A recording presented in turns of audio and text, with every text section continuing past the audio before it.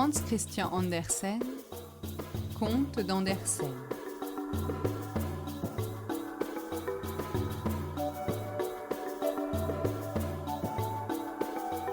Les cygnes sauvages.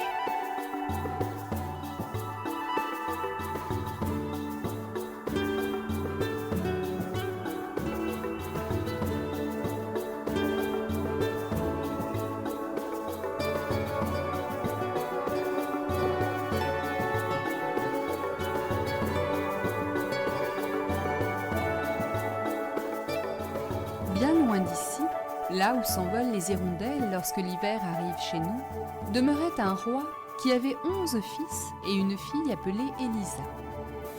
Les 11 frères, tous princes, allaient à l'école, la poitrine ornée d'une large décoration et l'épée au côté. Ils écrivaient avec des crayons de diamant sur des tablettes d'or, et ils savaient réciter par cœur d'une manière parfaite. Enfin, tout chez eux annonçait qu'ils étaient des princes. Leur sœur Élisa, assise sur un petit banc de cristal, s'amusait à regarder un livre d'images dont le prix égalait celui de la moitié du royaume. Oui, ses enfants étaient bien heureux, mais ce bonheur ne devait pas durer toujours. Leur père, qui était roi de tout le pays, épousa en secondes noces une méchante reine qui n'avait guère à cœur le bonheur des enfants. Dès le premier jour, ils s'en aperçurent. Il y avait fête au château. Les enfants jouaient et beaucoup d'étrangers affluaient. Mais, au lieu de donner aux enfants, comme à l'ordinaire, des gâteaux et des pommes rôties, elle leur fit servir du sable dans une tasse de thé, en disant qu'ils pouvaient faire comme si c'était quelque chose de bon. La semaine suivante, elle envoya la petite Élisa à la campagne, chez des paysans. Et quelque temps après, elle dit tant de vilaines choses au roi sur le compte des pauvres princes qu'il ne s'inquiétait plus d'eux. « Envolez-vous par le monde et tirez-vous d'affaire vous-même !» dit la méchante reine. « Envolez-vous comme de grands oiseaux sans voix !» Mais elle ne put leur faire autant de mal qu'elle aurait voulu, car ils se changèrent en 11 magnifiques cygnes sauvages. Ils poussèrent un cri bizarre et s'élevèrent au-dessus du parc et de la forêt. Le lendemain matin, ils passèrent devant la maison où leur sœur Élisa était couchée et dormait dans la chambre du paysan. Ils planèrent sur le toit, tendirent leurs longs cous et battirent des ailes. Mais personne ne les entendit ni ne les aperçut. Puis ils regagnèrent les nuages, s'envolèrent par le monde et ne s'arrêtèrent que dans une grande forêt sombre qui s'étendait jusqu'au bord de la mer. La pauvre petite Élisa jouait dans la chambre du paysan avec une feuille verte, car elle n'avait point d'autre joujou. Elle y fit un trou et regarda au travers du côté du soleil. Elle crut apercevoir au loin les yeux brillants de ses frères, et chaque fois qu'elle sentait sur ses joues les rayons de l'astre éblouissant, c'était pour elle comme si ses frères la couvraient de baisers. Ainsi se passa un jour après l'autre. Si le vent agitait les grandes haies de roses plantées devant la maison, il leur soufflait. Qu'y a-t-il au monde de plus joli que vous ? Mais les roses secouaient la tête et répondaient « La petite Élisa ».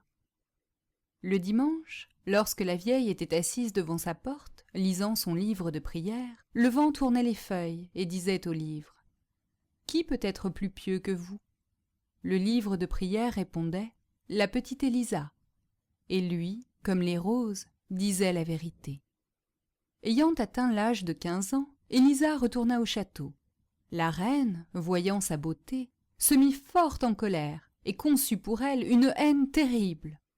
Elle aurait bien voulu la changer, comme ses frères, en cygne sauvage, mais elle ne l'osait pas encore, car le roi avait grand désir de voir sa fille. Le lendemain matin, la reine se rendit à la salle de bain, qui était construite de marbre, ornée de coussins moelleux et de tapis magnifiques. Là, elle prit 3 crapauds, déposa un baiser sur chacun d'eux et dit à l'un « Place-toi sur la tête d'Élisa lorsqu'elle viendra au bain, afin qu'elle devienne aussi stupide que toi. Place-toi sur son front, dit-elle à l'autre, afin qu'elle devienne aussi laide que toi et que son père ne puisse la reconnaître. Pose-toi sur son cœur, souffla-t-elle au troisième, et rends-la tellement méchante qu'elle en ait beaucoup de tourments. Ensuite elle jeta les crapauds dans l'eau claire, qui aussitôt devint verdâtre, appela Élisa, la déshabilla et l'y plongea. À l'instant même, un des crapauds se plaça sur ses cheveux, l'autre sur son front et le troisième sur son cœur. Mais Élisa ne parut pas s'en apercevoir. Lorsqu'elle se leva, 3 fleurs rouges de pavot apparurent à la surface de l'eau.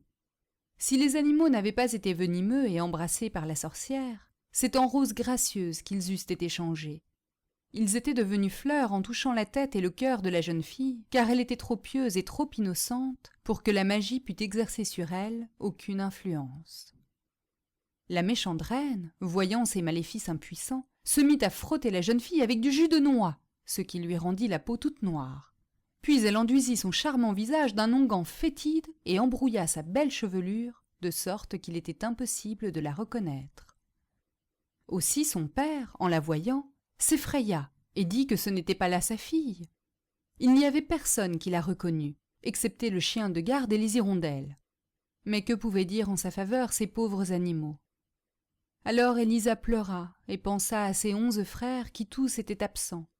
Profondément affligée, elle s'échappa du château, traversa les champs et les marais et s'enfonça dans une vaste forêt. Elle ne savait pas où elle voulait aller. Son unique désir était de retrouver ses frères qui, sans doute, comme elle, avaient été chassés dans le monde.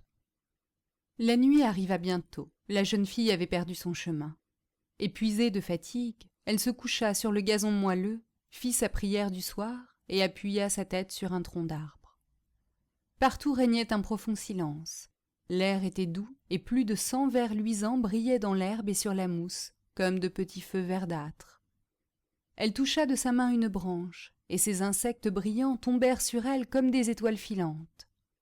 Toute la nuit, Élisa rêva de ses frères, qu'elle voyait jouer comme des enfants, écrire avec leurs crayons de diamant sur des tablettes d'or et feuilleter le magnifique livre d'images qui valait la moitié du royaume. Mais, au lieu d'écrire sur les tablettes, comme autrefois, des zéros et des lignes, ils y traçaient maintenant les actions les plus courageuses par lesquelles ils s'étaient distingués et tout ce qu'ils avaient vu et éprouvé. Dans le livre d'images, tout était vivant, les oiseaux chantaient et les personnages quittaient leur place pour venir parler à Élisa et à ses frères. Mais aussitôt qu'elle tournait la feuille, ils rentraient promptement dans leur cadre pour qu'il n'y eût point de confusion dans les images. En se réveillant, Élisa remarqua que le soleil était levé depuis longtemps. Elle ne put néanmoins le voir à cause des grands arbres qui étendaient leurs branches sur sa tête. Mais ces rayons les perçaient, semblables à une gaze d'or soulevée par le vent. La verdure répandit un parfum délicieux, et les oiseaux venaient se poser sur les épaules de la jeune fille. Elle entendait murmurer l'eau qui coulait de plusieurs grandes sources et se rendait dans un lac dont le fond était du sable le plus fin. Bien qu'entouré d'épaisses broussailles, ce lac était accessible par un endroit où les cerfs avaient pratiqué une large ouverture. C'est par cette ouverture qu'Élisa arriva au bord de cette eau, tellement limpide que si le vent n'avait pas agité les branches et les buissons, elle les aurait crus peints au fond. Dès qu'elle aperçut sa propre figure si noire et si laide, elle recula d'horreur. Mais lorsqu'elle eut mouillé sa petite main et frotté ses yeux et son front, la blancheur de sa peau reparut aussitôt. Puis, quittant ses vêtements, elle se baigna dans l'eau fraîche. Jamais fille de roi n'avait été plus belle qu'elle. S'étant rhabillée et ayant formé une tresse de ses longs cheveux, Élisa se rendit près d'une source jaillissante, but dans le creux de sa main et s'enfonça dans la forêt sans savoir où elle allait. Elle pensait à ses frères et au bon Dieu qui certes ne l'abandonnerait pas, lui qui fait croître les pommiers sauvages pour satisfaire la faim de l'homme fugitif. Il lui fit découvrir un de ces arbres, dont les branches pliaient sous le poids de leurs fruits, et elle s'y arrêta pour prendre son dîner. Puis elle pénétra dans la partie la plus sombre de la forêt. Là, le silence était si profond qu'elle entendait le bruit de son pas léger, le froissement de chaque feuille sèche qui se rencontrait sous ses pieds. On ne voyait pas un seul oiseau, et pas un rayon de soleil ne pouvait pénétrer à travers les branches longues et épaisses. Les troncs des arbres se rapprochaient tellement qu'en regardant devant elle, elle aurait pu se croire entourée d'une quantité de grilles formées par des poutres. C'était une solitude dont elle n'avait jamais eu l'idée. La nuit devint d'une profonde obscurité. Aucun petit ver luisant ne brillait plus sur la mousse. La tristesse dans l'âme, Élisa se coucha et ne tarda pas à s'endormir. Pendant son sommeil, il lui sembla que les branches s'écartaient au-dessus d'elle et que le bon Dieu, entouré de petits anges gracieux, jetait sur elle un regard doux et pénétrant. En s'éveillant, elle ne savait pas si tout cela était un rêve ou une réalité. Elle continua son chemin et rencontra une vieille femme portant un panier rempli de fruits, et qui lui en offrit quelques-uns. Élisa lui demanda si elle n'avait pas vu 11 princes à cheval traverser la forêt. « Non, » répondit la vieille, « mais j'ai vu hier 11 cygnes, avec des couronnes d'or sur la tête, nager dans un lac près d'ici. » Elle conduisit la jeune fille à une pente au pied de laquelle serpentait un ruisseau. Les bords étaient couverts de grands arbres qui entrelaçaient leurs branches et les laissaient pencher sur l'eau. Élisa dit adieu à la vieille et chemina le long du ruisseau jusqu'à l'endroit où il se jetait dans un grand bassin. Maintenant la mer s'étendait dans toute sa magnificence devant les yeux de la jeune fille.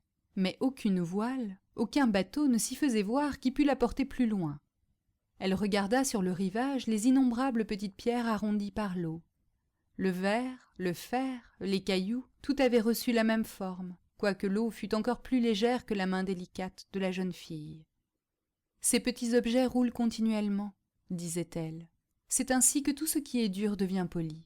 Moi aussi je serai infatigable. Merci de votre leçon, flot limpide et mobile. Mon cœur me prédit qu'un jour vous me porterez auprès de mes frères chéris. » Sur le goémon rejeté par la mer se trouvaient 11 plumes de cygnes blancs arrosées de quelques gouttes d'eau. Était-ce de la rosée ou des larmes? Nul ne pouvait le savoir. Élisa les ramassa et en fit un bouquet.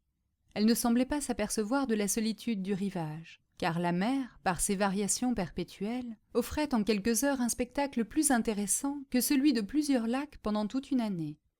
Chaque fois qu'apparaissaient quelques grands nuages noirs, la mer semblait dire « Moi aussi je peux prendre cet aspect ». Alors le vent agitait les flots et ils se couvraient d'une blanche écume. Si, au contraire, les nuages étaient rouges et le vent calme, la mer ressemblait à une feuille de rose, elle devenait tantôt verte, tantôt blanche. Au milieu du plus grand calme, un léger mouvement se faisait cependant sentir au rivage, et l'eau s'y soulevait doucement, comme la poitrine d'un enfant endormi. Au coucher du soleil, Élisa aperçut 11 cygnes sauvages avec des couronnes d'or sur la tête qui s'approchaient de la côte. Ils volaient l'un derrière l'autre comme un long ruban blanc. À cette vue, elle gravit la pente et se cacha derrière un buisson. Bientôt les 11 cygnes se posèrent auprès d'elle en battant de leurs grandes ailes blanches. Au moment où le soleil disparut derrière l'eau, le plumage des oiseaux tomba et ils devinrent 11 beaux princes, les frères d'Élisa. Elle poussa un cri en les reconnaissant. Elle se jeta dans leurs bras en les appelant par leur nom. Eux aussi furent bien heureux de retrouver leur petite sœur si grande et si embellie. Ils riaient et pleuraient tour à tour, et ils comprirent bientôt qu'ils étaient tous victimes de la méchanceté de leur belle-mère. « Nous volons, » dit l'aîné, « sous l'apparence de cygnes sauvages, tant que le soleil brille dans le ciel. Mais dès qu'il a disparu, nous reprenons la forme humaine. C'est pourquoi nous devons toujours au coucher du soleil chercher un point d'appui pour nos pieds. Car, en continuant à voler vers les nuages, nous retomberions comme des hommes dans l'abîme. Nous ne demeurons pas dans cet endroit. Nous habitons, au-delà de la mer, un pays aussi beau que celui-ci. Mais la route est bien longue. Pour y arriver, il faut que nous traversions la vaste mer sans trouver aucune île où nous puissions passer la nuit. Un seul rocher, étroit et solitaire, où nous tenons à peine, serrés les uns contre les autres, s'élève au milieu des flots. Lorsque la mer est grosse, nous sommes parfois couverts par les vagues, et cependant nous remercions Dieu de cet asile. Là, nous passons la nuit sous forme humaine. C'est le seul moyen qui nous reste de revoir notre chère patrie, car il nous faut, pour faire notre traversée, les 2 plus longs jours de l'année.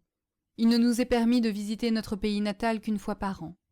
Pendant 11 jours, nous pouvons rester ici, et alors nous nous élevons au-dessus de la grande forêt, d'où nous apercevons le château qui nous a vu naître et où réside notre père, la haute tour de l'église où notre mère a été enterrée. Les arbres et les buissons semblent être nos parents. Les chevaux sauvages courent dans les prairies, comme du temps de notre enfance. Les charbonniers y entendent encore les vieilles chansons que nous écoutions avec tant de plaisir. Enfin, c'est ici notre patrie, vers laquelle nous tendons toujours et où nous venons de te retrouver, bonne petite sœur. Nous avons encore 2 jours à rester, puis il faudra partir pour un pays magnifique, mais qui n'est pas notre patrie. Comment t'emmener par-delà la mer? Nous n'avons ni vaisseau ni barque. Que pourrais-je faire pour vous sauver? Dit la sœur. Et ils s'entretinrent presque toute la nuit sur les moyens d'accomplir leur délivrance, ne donnant que quelques heures au sommeil. Élisa fut réveillée par le bruit des ailes des cygnes qui s'envolaient au-dessus d'elle. Ses frères, transformés de nouveau, s'éloignaient en traçant de grands cercles dans les airs. L'un d'eux seulement, le plus jeune, resta auprès d'elle. Il posa sa tête dans le giron de la pauvre fille qui caressait ses blanches ailes, et ils passèrent ainsi toute la journée ensemble. Après ce soir, les autres revinrent, et lorsque le soleil se fut couché, ils reprirent leur figure naturelle. « Demain nous partons, » dit l'aîné, « et nous ne reviendrons qu'au bout d'1 an. Nous ne voudrions pas te laisser ici. As-tu assez de courage pour nous suivre ? Mon bras est assez fort pour te porter à travers la forêt, donc nos ailes réunies auront assez de force pour t'emporter au-delà de la mer. »« Oui, emmenez-moi, » dit Élisa. Les frères passèrent toute la nuit à tresser un filet avec l'écorce flexible du saule et les tiges du jonc. Élisa fut placée dedans, et lorsque le soleil reparut, les frères, redevenus des cygnes sauvages, prirent le filet dans leur bec et s'envolèrent jusqu'aux nuages avec leur sœur bien-aimée encore endormie. Comme les rayons du soleil tombaient d'aplomb sur sa figure, l'un des cygnes vola au-dessus de sa tête pour l'ombrager de ses larges ailes. Lorsqu'Élisa se réveilla, les cygnes étaient déjà loin de la terre. Elle croyait rêver encore, tant il lui paraissait extraordinaire d'être ainsi portée au-dessus de la mer, si haut à travers les airs. Près d'elle se trouvait une branche chargée de fruits délicieux et un paquet de racines exquises que le plus jeune de ses frères lui avait préparé. Aussi elle lui souriait avec reconnaissance, car elle avait reconnu que c'était lui qui volait au-dessus de sa tête, en l'ombrageant de ses ailes. Les cygnes s'élevèrent si haut que le premier navire qu'ils aperçurent au-dessous d'eux leur parut une petite mouette sur l'eau. Derrière eux était un grand nuage semblable à une montagne. Élisa y vit son ombre et celle des 11 cygnes, grandes comme des géants. C'était le tableau le plus admirable qu'elle eût jamais contemplé. Mais, dès que le soleil se fut élevé davantage dans le ciel, cette image flottante s'évanouit. Comme une flèche qui fend les airs, les 11 cygnes volèrent toute la journée, plus lentement néanmoins qu'à l'ordinaire, puisqu'ils portaient leur sœur. Le temps devint mauvais et la nuit approchait. Élisa vit avec inquiétude le soleil s'incliner vers l'horizon, sans apercevoir encore le rocher solitaire au milieu des flots. Il lui sembla aussi que les cygnes agitaient leurs ailes avec beaucoup plus d'effort. Hélas, c'était elle qui les retardait. Le soleil couché, il redeviendrait homme, tomberait dans la mer et se noierait. Elle adressa du fond du cœur une prière au bon Dieu, mais le rocher n'apparut pas encore. Le nuage noir s'approchait de plus en plus. Le vent annonçait une tempête, le tonnerre grondait, et un éclair suivait l'autre. Déjà le soleil touchait à la mer, le cœur de la jeune fille palpitait. Les cygnes descendaient si rapidement qu'elle croyait tomber, mais bientôt ils reprirent leur vol. Le soleil était à moitié plongé dans l'eau lorsqu'elle aperçut le petit rocher, pas plus gros qu'un chien de mer qui montre sa tête au-dessus de l'eau. Le soleil ne ressemblait plus qu'à une simple étoile quand elle posa les pieds sur le roc, et lorsqu'il s'éteignit tout à fait comme la dernière étincelle d'un papier enflammé, elle vit ses frères autour d'elle, se tenant tous par la main. Il ne restait pas la moindre petite place vide. Les vagues battaient le rocher et passaient sur leur tête comme une averse. Le ciel était en feu, le tonnerre grondait sans cesse.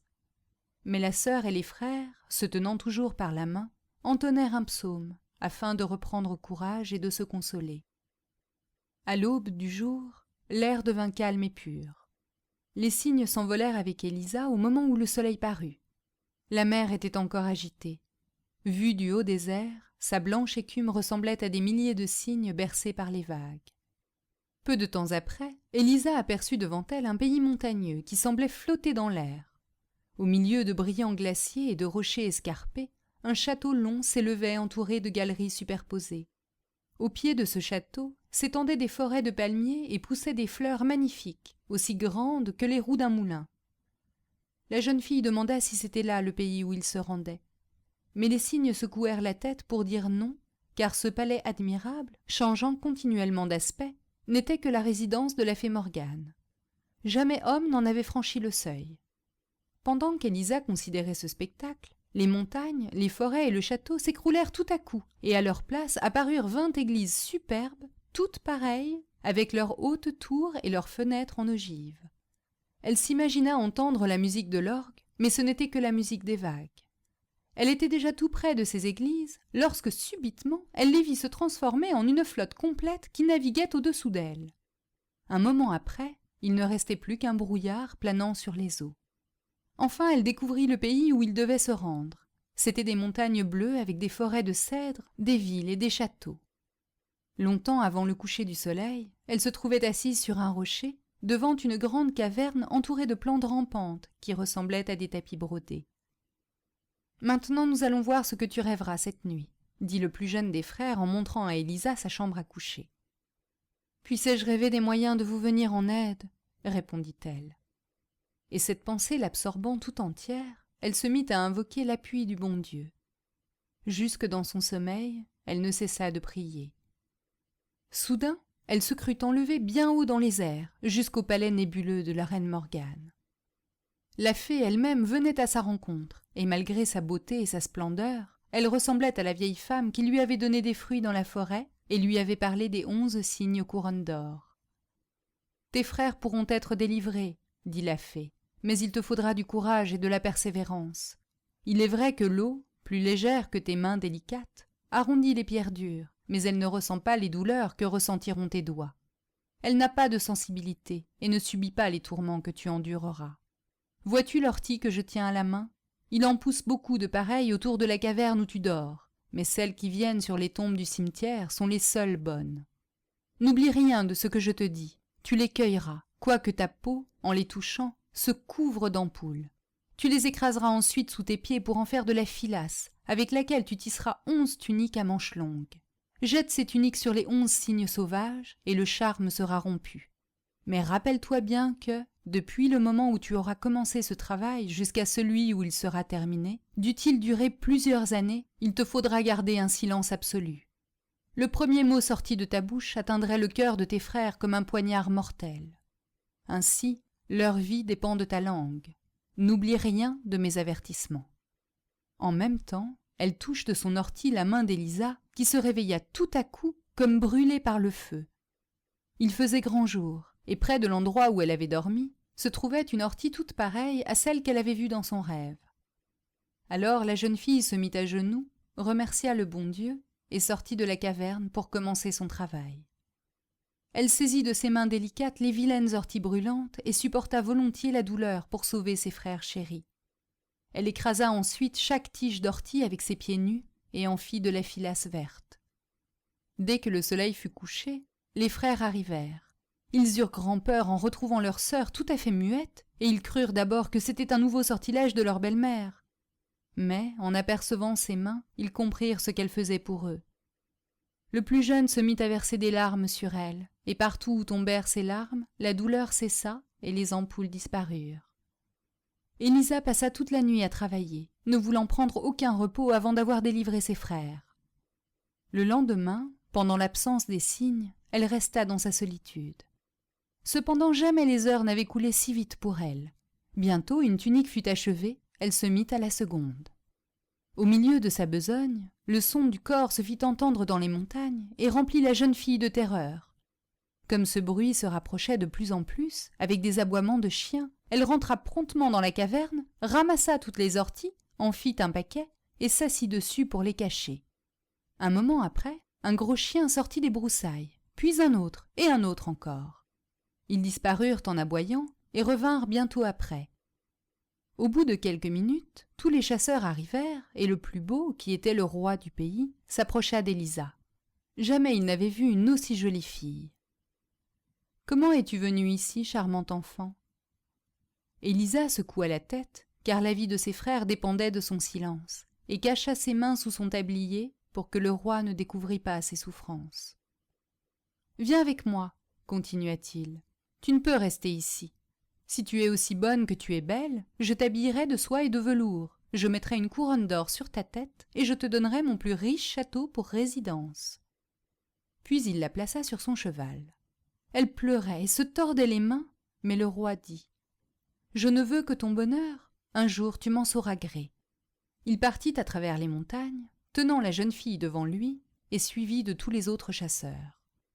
À l'approche de la nuit, on aperçut la magnifique capitale avec ses églises et ses coupoles. Le roi conduisit Élisa dans son château, où des jets d'eau s'élevaient dans de hautes salles de marbre dont les murs et les plafonds étaient couverts de peintures admirables. Mais, au lieu de regarder toute cette magnificence, Élisa pleurait et se désolait. Cependant les dames du château la revêtirent d'habits royaux, tressèrent des perles dans ses cheveux et couvrirent ses mains blessées de gants fins et moelleux.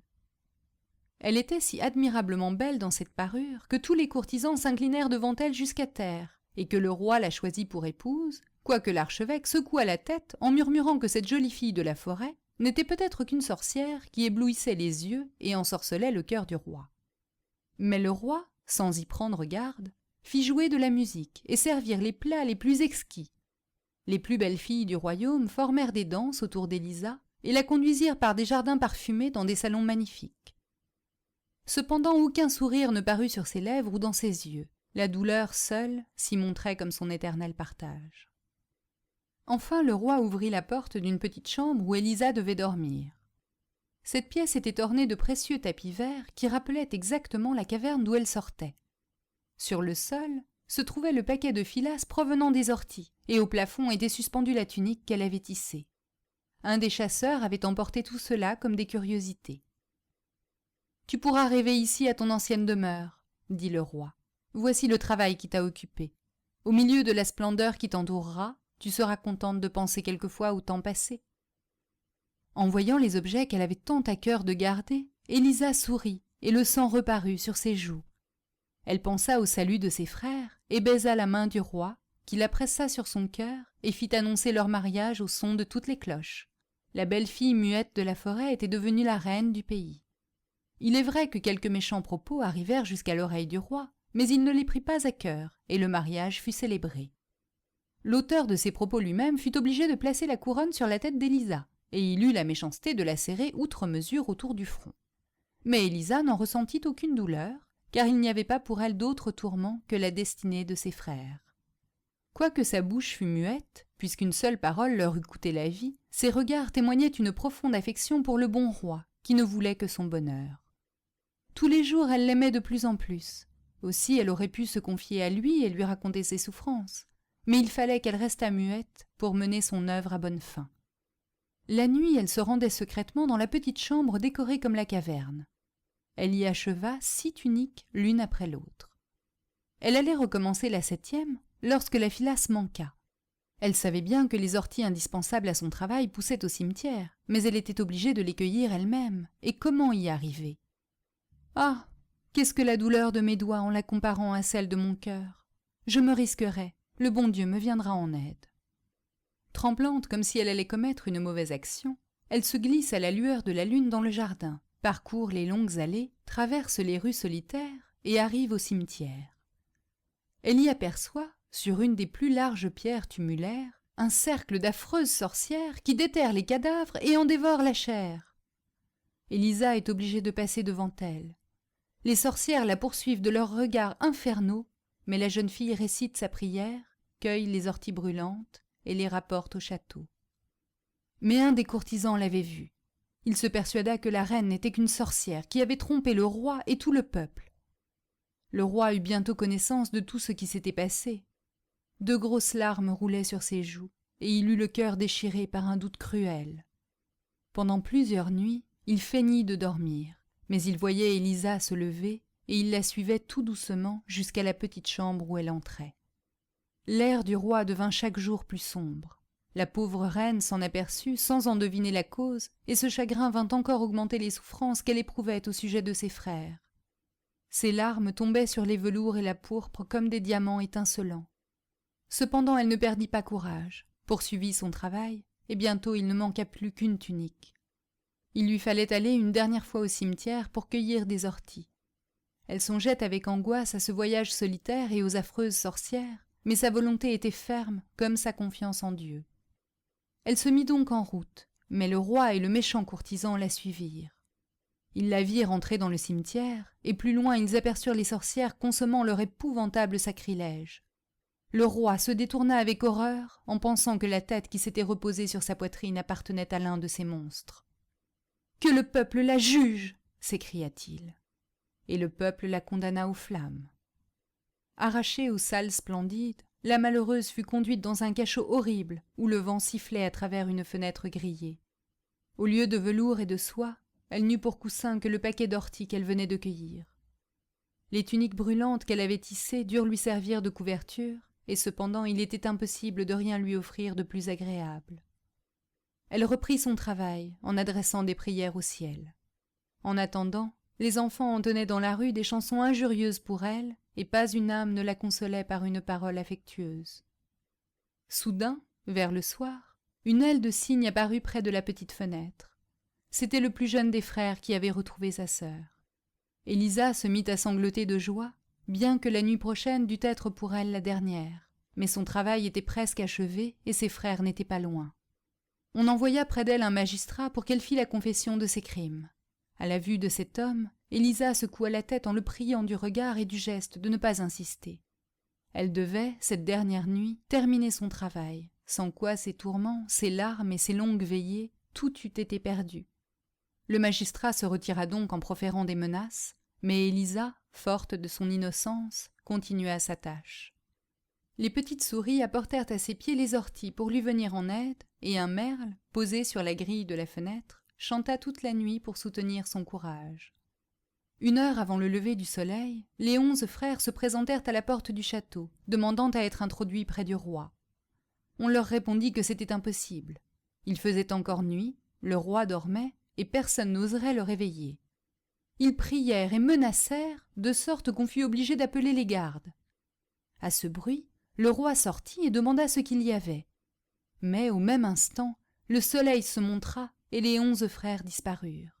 Seulement 11 cygnes sauvages s'élevèrent au-dessus du château. La foule accourut aux portes de la ville pour voir brûler la sorcière. Un cheval décharné traînait la charrette où elle était assise, affublée d'une blouse de grosse toile.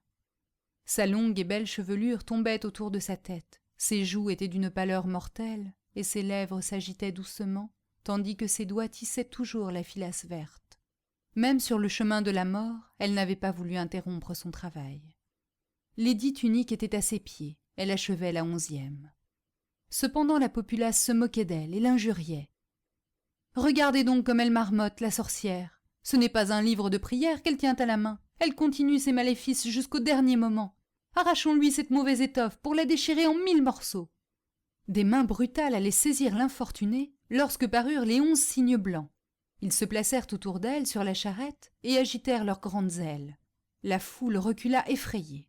« C'est un avertissement du ciel, elle est sans doute innocente », dirent quelques-uns tout bas. Mais personne n'osait répéter ces paroles à haute voix. En ce moment, le bourreau prit la main de la victime. Alors elle jeta promptement les 11 tuniques sur les cygnes, et à l'instant même ils se changèrent en 11 beaux princes. Le plus jeune avait encore une aile à la place d'un bras, une des manches de la tunique n'étant pas achevée. « Je puis donc parler !» s'écria l'heureuse sœur. « Sachez que je suis innocente !» Et le peuple, voyant ce qui se passait, s'inclina devant elle comme devant une sainte. Mais la reine, succombant à tant d'émotions, tomba évanouie dans les bras de ses frères. « Oui, elle est innocente !» dit le frère aîné, et il raconta toute la vérité. Pendant son récit, il se répandait un parfum pareil à celui de 1000 roses, car chacun des morceaux de bois qui formaient le bûcher avait pris tout à coup racine et se couvrait de feuilles et de fleurs. Le lieu du supplice s'était transformé en un épais bosquet de rosiers rouges, au-dessus desquels brillait une fleur blanche comme une étoile. Le roi cueillit cette fleur et la posa sur le cœur d'Élisa, qui revint à elle et qui montra sur sa figure l'expression de la paix et du bonheur. Toutes les cloches des églises se mirent en branle d'elles-mêmes. Les oiseaux accoururent en bandes joyeuses, et jamais roi n'eut un cortège comme celui qui ramena au château les 2 jeunes époux.